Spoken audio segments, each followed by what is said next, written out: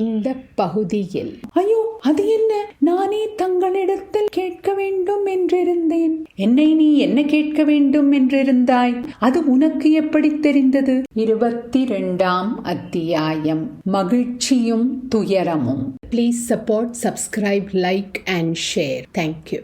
பகுதி 2. பொன்னியின் செல்வ, நானும் தங்கள் திருத்தமக்கையாரும் தங்களை வழியில் கண்டு நிறுத்தி தஞ்சாவூருக்கு போவதை தடை செய்வதற்காக வந்தோம். தாங்கள் தற்சமயம் தஞ்சாவூர் வந்தால் அங்கே பெரிய யுத்தம் மூடும் என்று இளைய பிராட்டி அஞ்சுகிறார். அதற்கு முன்னால் சந்தித்து பேச விரும்புகிறார். இளைய பிராட்டி இப்போது எங்கே? குடந்தையில் இருக்கிறார். நீ மட்டும் எப்படி இங்கே வந்தாய்? வழியில் குடந்தை ஜோதிடர் வீட்டில் நானும் இளைய பிராட்டியும் சிறிது நேரம் தங்கினோம். அந்த சமயத்தில் காவேரி கரையை உடைத்துக் கொண்டு வந்து ஜோதிடர் வீட்டையே அடித்துக் கொண்டு வந்துவிட்டது. இளவரசே, காவேரி தாய் தங்களை குழந்தை பிராயத்தில் காப்பாற்றியதாக சொல்கிறார்கள். தங்களுக்கு இந்த பொன்னி நதியின் பேரில் எவ்வளவோ ஆசை உண்டு என்பதையும் அறிவேன். ஆனால் இன்று இந்த நதியினால் நாடு நகரங்களும் மக்கள் மிருகங்களும் பட்ட கஷ்டத்தை நினைப்பதற்கே பயங்கரமாக இருக்கிறது. காவேரி தாய் மிக கொடுமையானவள் என்று சொல்ல தோன்றுகிறது. வானதி, காவேரி அன்னையின் பேரில் அப்படி பழி சொல்லாதே. இந்த மாதரசிக்கு எங்கள் சோழ நாட்டின் பேரில் அவ்வளவு ஆசை. அந்த ஆசை வரம்பு மீறி போகும்போது கரையை உடைத்துக் கொண்டு கிளம்பி விடுகிறாள். இதை அறியாதவர்கள் அன்னையின் பேரில் வீண் பழி சொல்லுகிறார்கள்.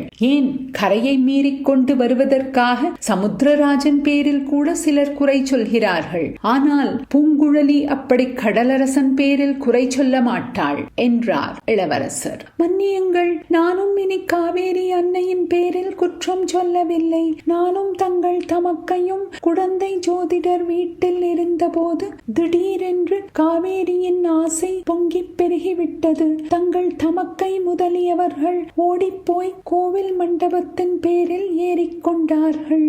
நான் என் அசட்டுத்தனத்தினால் மண்டபத்தின் பேரில் ஏறத் தவறிவிட்டேன். ஜோதிடர் வீட்டு ஓட்டுக்கூரையை பிடித்துக் கொண்டு மிதந்து வந்தேன்.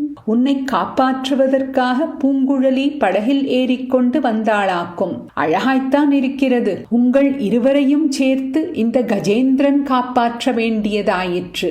இந்த யானையின் அறிவே அறிவு. உங்கள் இருவரையும் அதன் துதிக்கையால் பூமாலையை எடுப்பது போல் அசங்காமல் கசங்காமல் எடுத்து சற்று முன் கரையில் விட்டது. இன்று காலையில் இதே யானை கையில் அங்குசத்துடன் நேரம் கழித்து ஓடி வந்த யானை பாகனை தூக்கிச் சுழற்றி வெகு தூரத்தில் போய் விழும்படி எரிந்தது. அவன் உயிர் பிழைத்திருப்பதே துர்லபம். ஐயோ, அது என்ன? நானே தங்களிடத்தில் அதை பற்றி கேட்க வேண்டும் என்றிருந்தேன். என்னை நீ என்ன கேட்க வேண்டும் என்றிருந்தாய்? யானை பாகனாலும் அங்குசத்தினாலும் தங்களுக்கு ஏதாவது தீங்கு நேர்ந்ததோ என்று கேட்க விரும்பினேன். தீங்கு நேர இருந்தது என்பது உண்மைதான். அது உனக்கு எப்படி தெரிந்தது? ஜோதிடர் சொன்னாரா என்ன?